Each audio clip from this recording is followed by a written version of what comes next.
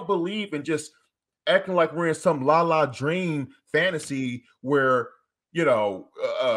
everything is awesome. I'm sorry, that's not that's not realistic. And, that's what sets you up on typical years where we're blasting through teams, and then we play against Ohio State, we playing that Penn State, and we get punched in the mouth, and all you guys who want the Kool-Aid, looking stupid. Like, what happened?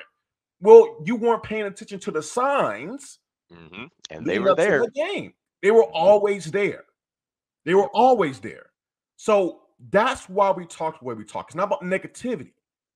It's not about negativity. Yeah. God, it's so frustrating.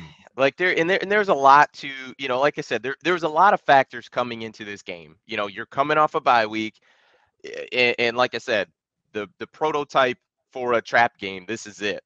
So I do understand that part, but there's just situation in the grand scheme. I think the Michigan's issues offensively is they don't understand or they don't execute situational football. There's no way you should be kicking a field goal from the 1 yard line with the run game. Like, that plays right into what you do well. You need to get 1 yard and you decide to kick a field goal there. My thought is, even if you don't get the yard, I'd still like you to go for it. Yeah. Because of, you're playing Northwestern, and it's tunnel vision. That's what Harbaugh does. And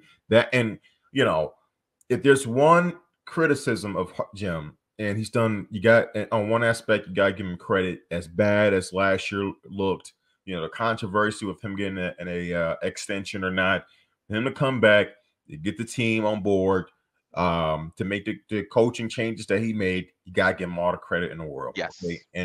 But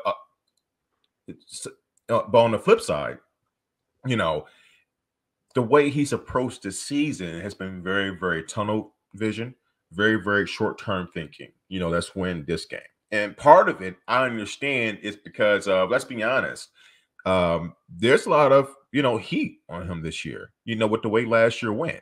So I think one thing that's evident was they approached every game very safe. Let's win this week. Let's win this week. Let's win this week. Let's not worry about the long term, right?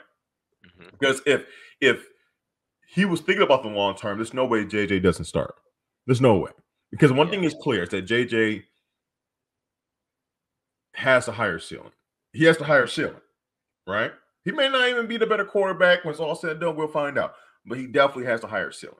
So it's at some point when you're doing that, it can end up burning you when the rubber meets the road, and it's like, okay, we've been a one-trick pony here and there, but because we haven't diversified ourselves enough, we're not ready to win different styles of games.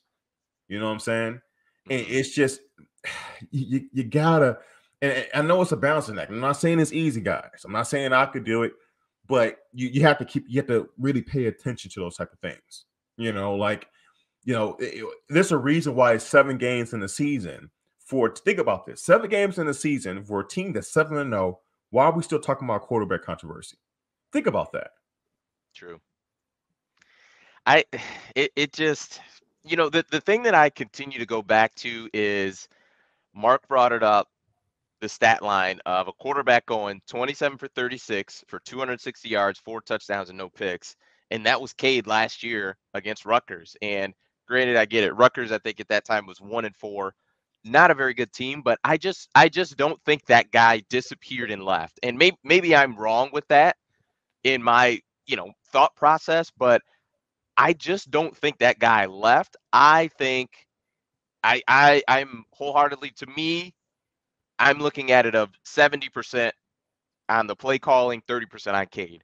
Because you can only do so much. If we call all hitch routes, there's no way I'm going to be able to throw the ball down the field. All of the routes are 5 to 7 yards. And I'm that's just an example. But I just don't think that guy has disappeared and gone. And maybe he has, because the unfortunate part is when you look at previous quarterback play under Harbaugh, the last guy we had before Joe Milton last year, of Shea Patterson. I mean, when he was at Ole Miss, he was a gunslinger, pushing the ball down the field, aggressive, and he got here and he was not that guy anymore. So maybe I'm just wrong in my thought process, but at the end of the day, if Michigan gets in trouble versus Michigan State, you're still able to go to JJ. Like I think in that regard, they have done a pretty good job of giving him time and giving him reps. Where Especially today.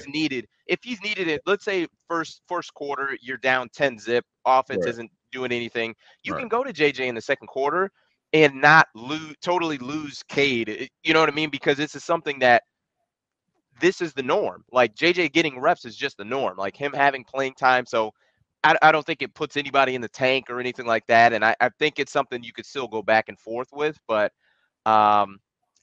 it's just a tough spot. It's a tough spot because early in the season when Michigan had teams that they were definitely going to beat of the Northern Illinois and Westerns, we didn't test out. We didn't take our car for a test drive. So we really have no idea what's going to happen when we, have to take a 13-mile or 13-hour trip with it. So we really don't know.